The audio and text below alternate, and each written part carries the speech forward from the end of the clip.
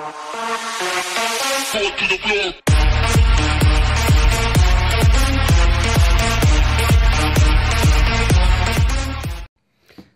of Banggood.com, I'm going to be reviewing the new Eachine E58 foldable Wi-Fi 720p HD quadcopter. Now, all I can say about this quadcopter is it's amazing. It simply is. It really is. There's a couple of little flaws, but it's not too bad at all. The camera itself is excellent. It's a Mavic clone, a DJI Mavic clone. So let me just bring it over and show you the quadcopter itself. Now look how small that is. Fits in the palm of my hand. It's absolutely tiny. And the way you open it up is you just open up the front arm first, then the back arms, and that is you. And you can see the little landing feet here and your camera here. Now the biggest problem with the camera is it tends to, even though it's fully pointed upwards, when you're flying, even if you're hovering, it still sees more of the ground than what's in front of you. That's the downfall, and obviously the only way you can point it is down. So this is great for flying up high and recording from up high. You also have LED lights at the front and a LED light at the back. When I turn it on, you will see that. Let me just put that down just now and show you what you get in the goodie bag. You do get 4 spare props, only 4, not a whole set, okay? And you get prop guards, because of course you want to, if you're going to fly in the house, put the prop guards on and you just pop them on like so. Easy as that. And if you don't want them on, like I usually don't, I just take them off. And that's it. So you get 4 prop guards and you do get a tiny, and I mean tiny, little screwdriver, as you can see here. But I'd use a different one because this one's too small. You get a micro USB charging cable. And as you can see, because we are at the same as we are before, we have a proprietary battery, and it is a 3.7 500 mAh 1-cell LiPo battery. And you plug the micro USB charging cable into the battery first, then plug it into your computer and charge it up. Now thankfully this time round this one worked. Hooray! So I'm quite happy about that. There's no clip in, it's like it's rubberized, so it kind of holds itself in the back here, and the LED, there's a red LED light at the back here. I have some sad news, I'm afraid. I mean, you might look at this just now and think it's absolutely fine. Well, it's not. Because I crashed it, and I crashed it really hard into the building. I broke this whole prop off, the whole shaft, the whole plastic shaft. I've tried my best for like quite a long time to get that glued on, and I've had the whole quadcopter apart. It's not hard to take it apart. You just take 6 screws out, one here, one here, one here, one here, and another 2 there, and the top part just pops off. And it's really simple and easy to swap motors over because they're just plug-in motors. So that's a good point. There's no soldering that needs to be done. Accessing the gears as well, you can just take the screws off the bottom and here and just pull it off, and you can take the gearing in and out, so you don't have to take the whole thing apart. That's another great thing. Right, right, we're going to get on to specifications, because you do have altitude hold, it does 360 flips, and it has return to home and headless mode. I didn't get return to home working because probably I wasn't pressing the button properly. because on the transmitter that you do get, which is this, and these are fake antennas that are made to look real, but they're actually fake, so I didn't bother popping them up. Your return to home key and your headless mode is on the same button, so when I went into headless mode it worked fine, but I think you have to press it twice. I think you have to press it again when you're in the headless mode. Now, I can't test that because I've crashed it in my first review flight, so I couldn't get the whole flight in, but I did manage to get like 7 minutes in, which is good. You also have take a picture here is the button, but this does not work. You have to use the app because it is a Wi-Fi. You have Wi-Fi in it and you need to download the app. We'll get to the app in a minute. And on the right hand side here, you have your rate switch because you have 3 different rates, low, medium and high. And at the back button here, that's your 360 flips. And I must admit, the flips are amazingly tight and really, really fast. One problem though, you can't flip forward and you can't flip back. You can only flip to the left and the right. So that's just to let you know that. You've got automatic takeoff, automatic land, and these are your trim buttons over here. And, well, your fine tuning buttons here. Now, basically that's it for the transmitter. It does have a screw at the back, so you just pop it off, and as you can see inside it takes 3 AA batteries, but I took the screw off just to make it a lot easier.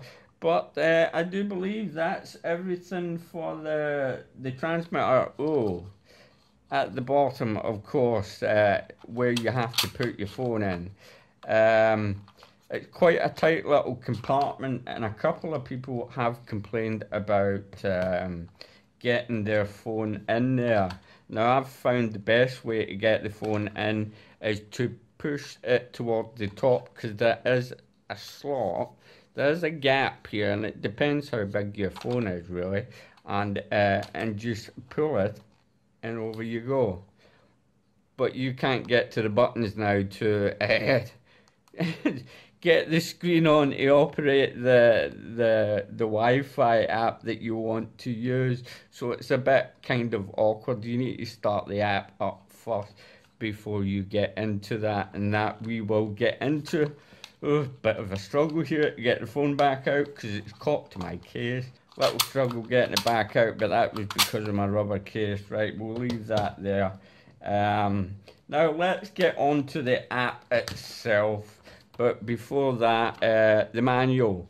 It's okay, it's not the best, because the reason why I'm saying that, if you look closely at where it shows you all the buttons, it's hard to tell what button is which. Back to front buttons, like your headless mode and your take a picture. It's kind of a bit confusing on that. You know, now if we go over to the back, it's asking you to download, what's the name of the app? GYUFO, if you can see here, is the name of the app, or you can scan it. But I just stuck with the old app, which is Wi-Fi UFO, and it works perfectly fine. So that's that for the manual. We are going to start it up just now. So you push and hold the button, and you can see the light coming on it, just like a DJI Mavic. And you turn the controller on, push up and push down, and that's us bound up, and you can see the red light at the back. Well, it's hard to see the red light because of my bright light, and nice white lights at the front. Okay, now there's 2 ways to take off. You can either automatically take off, you just push that button and it will take off, or automatically land, or you can push both of the sticks to the outer corner at the bottom and it will start the motors up, and you can just push up the stick and take off. If you want to emergency stop, you can either pull down on the stick, or you can press and hold your flip button for more than 2 to 3 seconds, and it will automatically cut the motors out as well. Now I'll show you the problem here. I don't know if that motor's going to spin up. Now wish me luck. I've tried my best to fix it. Let's have a go. Will you go? There you go. You're kind of going a little bit. You can hear that noise there, and now it's stopped. The reason why it stopped is because I've not taken off, not because of how I've repaired that, but you can hear that clicking noise. I'm going to try and test fly it and see if I did manage to, you also get a blue light there, that's quite nice. I'm also going to test it to see if my fix did work. Now, the record and take a picture button does not work on the transmitter. You have to use the app. And the other thing is you've got a micro SD card slot underneath. It only records to the micro SD card slot. But I've noticed one thing: if you take a picture, it saves the picture to your phone. So that's kind of strange. So just to let you know that everything gets saved to the micro SD card apart from the pictures. Right, now we're going to turn the quad on. We're going to turn the transmitter on. We're going to bind it up, and we're going to go into what is my Wi-Fi settings, and that's connected, and we want to boot up Wi-Fi UFO, and I'll remember to go into the settings to make sure it's set to 720p and press play, and we should have a picture of a lovely teddy bear. Look at him sitting right there. Now the quality is pretty good. It really is good. If I press record, you'll see that it does not show you how long it's recording for, but that's recording to the micro SD card, and obviously taking a picture as well. That will get saved on your phone. So all of the settings are basically the same as any other quadcopter itself out there. Your Wi-Fi quadcopters. So I'm going to come out of that just now. When it records in 2 minutes. Every 2 minutes it will reset recording. Now that is good. Fortunately enough, because I crashed, I managed to salvage some footage. It was only about nearly 3 minutes of video, which was luckily enough. If it didn't do that, I would have no Wi-Fi video whatsoever. So that is really handy indeed. So enjoy the flight footage and enjoy the crash. And I'm really sad because this thing hovers and flies amazing. It really does. It looks good. It flies good. I mean, I'm really sad. I want another one. I really do. But accidents do happen, and it had to happen with this one, so I'm sad. Okay, enjoy the flight. There is no wind out here whatsoever. Look at how stable that is. Might need a little trimming, but check it out. I am not touching the stick. Yeah, I've not got the phone on just now, but it's just sitting there. Sorry about the noise there.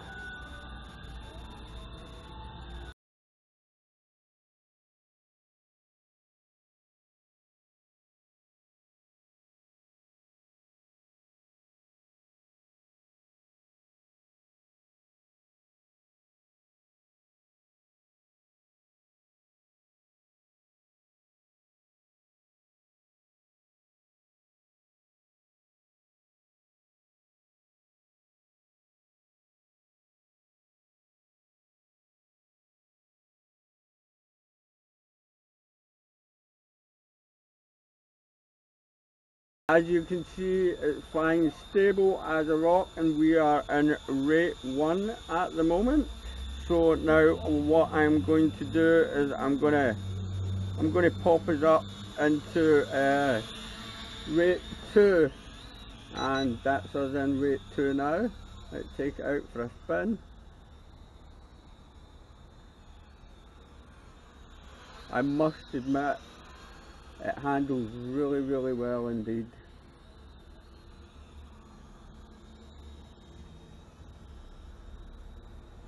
I forgot to put my glasses on today and it's getting a bit dark.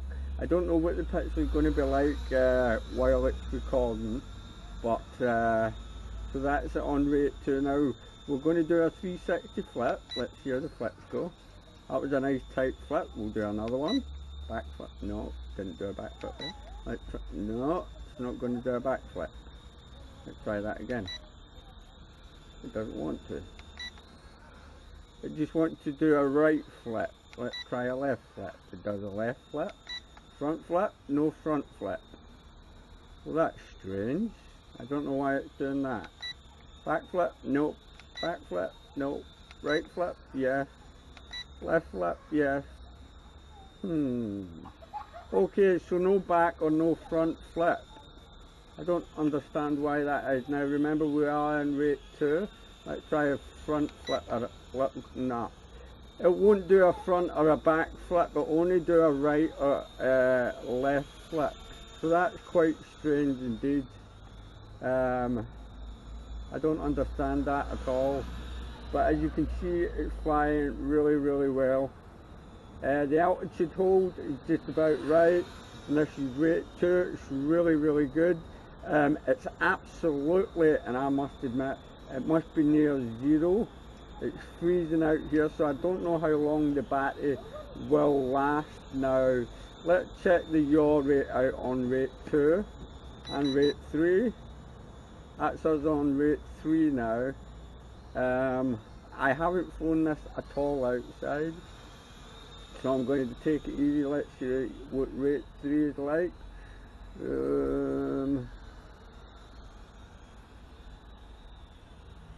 Yeah, it's a lot more touch here. I would prefer rate 2 though than rate 3 at the moment, because like I said, it is getting a bit dull and dark and I've not got my glasses on.